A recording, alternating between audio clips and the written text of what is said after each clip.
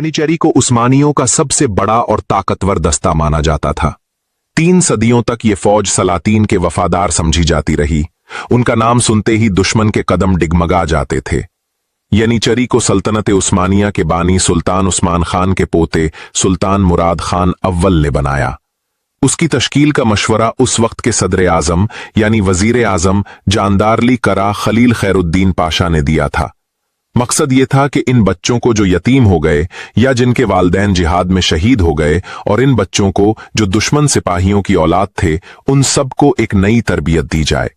उन्हें इस्लाम और खिलाफत के वफादार सिपाही बनाया जाए।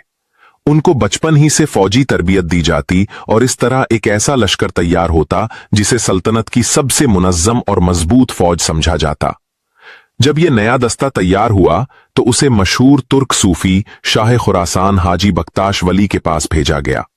उन्होंने अपने कपड़े की आस्तीन फाड़ी और उस दस्ते के अफसर आला को पहनाई।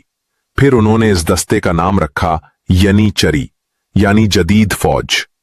हाजी बख्ताश वली की दुआ और निस्बत उस फौज के साथ जुड़ गई।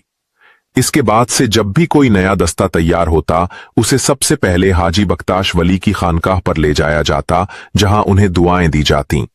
हत्ता कि जब ये फौज बाद में नाफरमानी पर उतर आई, तब भी वो हाजी बख्ताश वली को ही अपना पीर मानते रहे।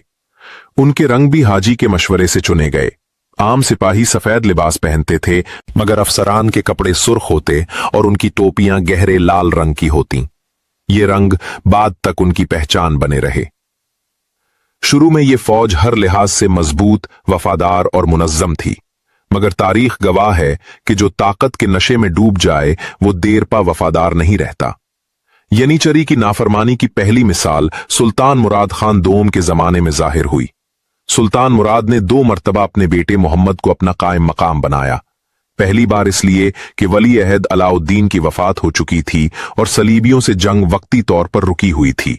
सुल्तान कुछ आराम करना चाहते थे, इसलिए उन्होंने नौजवान शहजादा मोहम्मद को तख्त पर बिठा दिया और खुद आए दिन में इबादत में मशगूल हो गए।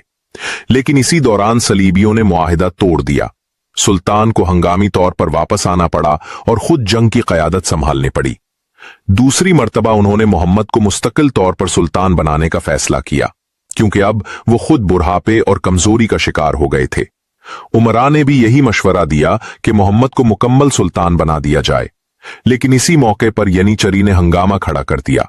वो ज्यादा तनख्वाहें मांगने लगे। उन्होंने शाही महल के मुहाफिजीन को कत्ल कर दिया और शहर की नाकाबंदी कर दी। बड़े बड़े अमीर भी उन्हें रोकने में नाकाम रहे। मजबूरन सुल्तान मुराद को दोबारा आना पड़ा और हुकूमत अपने हाथ में लेना पड़ी। ये थी यनिचेरी की पहली खुली बगावत। ये नाफरमानी वक्त के साथ बढ़ती गई, यहां तक कि सुल्तान मोहम्मद फातिह के दौर में, जिन्होंने कुस्तंतुनिया फतह किया था, उन्होंने इस फौज को काबू में रखने के लिए सख्त इकदामात किए। इनकी बगावतों और गुरूर की वजह से मोहम्मद फातिह ने बड़ी तादाद में यनिचेरी को निकाल दिया। सुल्तान मुराद अव्वल के जमाने में इनकी तादाद 2000 थी, लेकिन मोहम्मद फातिह के दौर में ये घटकर 1200 रह गई। 19वीं सदी से बहुत पहले भी इनके कई वाकयात सामने आते हैं। सुल्तान सुलेमान आलीशान के दौर में भी इन्होंने सरकशी दिखाई। एक मर्तबा इन्होंने सदर आजम इब्राहिम पाशा के महल को लूट लिया। फिर इन्होंने यहूदियों के मोहल्ले पर भी हमला किया, आग लगाई और बेशुमार यहूदियों को कत्ल कर डाला।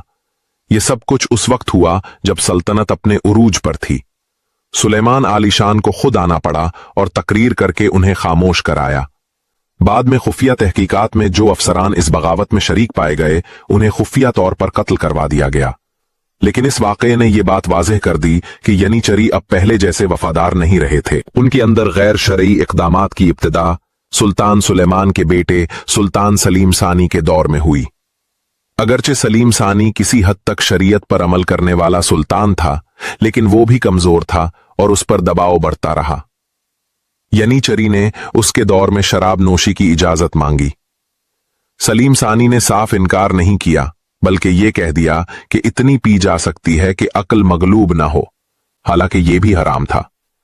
लेकिन इस रियायत ने इस फौज को मजीद बिगाड़ दिया। पहले पहल ये फौज सिर्फ सुल्तान के ताबे होती थी, किसी और अमीर की बात नहीं मानती थी।